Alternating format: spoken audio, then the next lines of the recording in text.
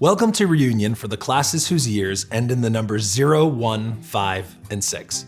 And if you think this is a big group, then just wait until next year when we invite all of those classes onto campus alongside those from the years ending in 2 and 7. This is going to be a great celebration, and we're really looking forward to it. To be honest, I don't usually give a reunion keynote, but as this seems to be the case often these days, we are doing things a bit differently.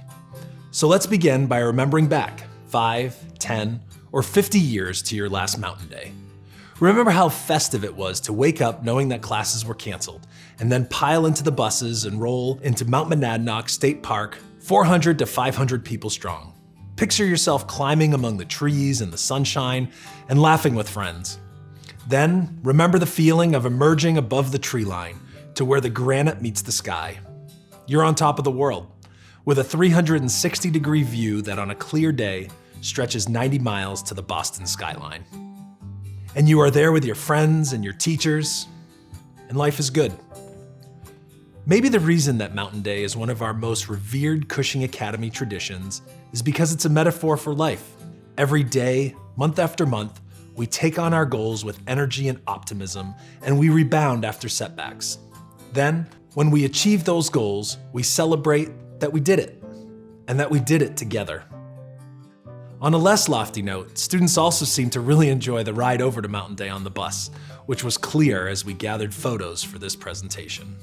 Our time in high school is foundational, because as a teenager, everything about the world feels so fresh and new. It is exhilarating to discover who we are and who we're meant to be. And we always remember the caring teachers and coaches who mentored us and the friends with whom we shared this adventure. There's an instinctive bond among people who grew up together. That's why reunions feel like we are coming home. And every time even two Cushing alumni are together in some way, whether it's in person or on the phone or a virtual face-to-face, it's like a mini reunion. For a lot of alumni, when you do have the opportunity to return in person to your alma mater, that sense of coming home starts even before you reach the Cushing campus. It may begin as you drive down Main Street in Ashburnham. You go past Village Pizza, you see the white steeple of the Ashburnham Community Church, and then you take a left at the schoolboy statue.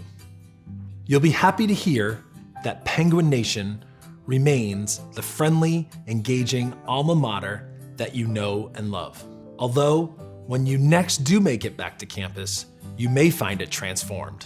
Since 2016, we have opened the new Watkins Fieldhouse. We've also renovated the turf on Quimby Field and the interior of the Iorio Arena. We have renovated the dining commons, student center, and Ashburnham House. We have added 4 new dorms. Each of these new dorms is named for beloved faculty who served Cushing students for decades.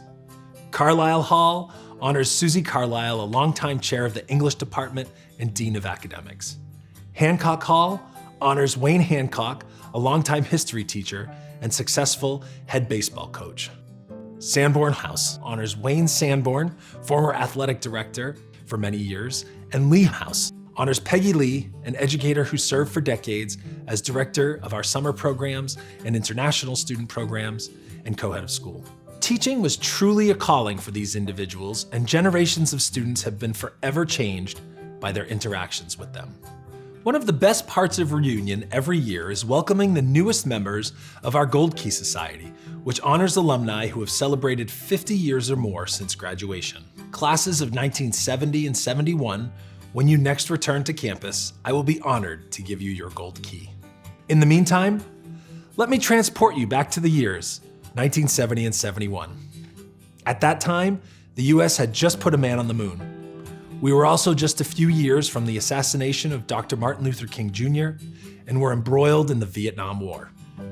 Meanwhile, in 1971, a breakthrough vaccine was introduced for rubella, and the first microprocessor was invented. The events of the world could not have helped but influence students on the Cushing campus in those years.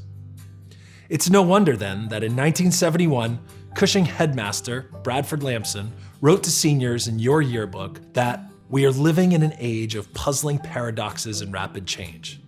Does that message sound familiar? We recognize high school graduation as a special moment in time. And as we grow older, we recognize that it is one of many special moments. And the next thing you know, the friend who sat next to you in English class, cheered for you during a game, or hung out with you on the Mountain Day bus is dancing at your wedding and sharing in even more of life's milestones. With expanded life experience, we came to understand that life is comprised of tremendous joys, deep sadness, and lots of smaller moments in between. Along the way, we gain even more clarity about our values, more appreciation for those who support us, and more inspiration to cultivate relationships and pay our blessings forward. And for our younger alumni, I'm including you in this broader perspective as well. Living through the past 12 months at any age counts exponentially in terms of life experience. Seeing the big picture brings us back to Mountain Day. Perhaps we cherish that tradition both while we are Cushing students and in reflecting back, because it epitomizes the importance of perspective. It recognizes how much pressing pause on the demands of day-to-day and making time to enjoy being together replenishes us. That is why we come to Reunion. That is why we come home to Cushing Academy. Thank you for joining us at Cushing's first ever virtual reunion. Spread the word among your friends and let them know they don't want to miss it. We look forward to seeing you engage with this site that we've created just for you. And we look forward to hosting you on campus again soon.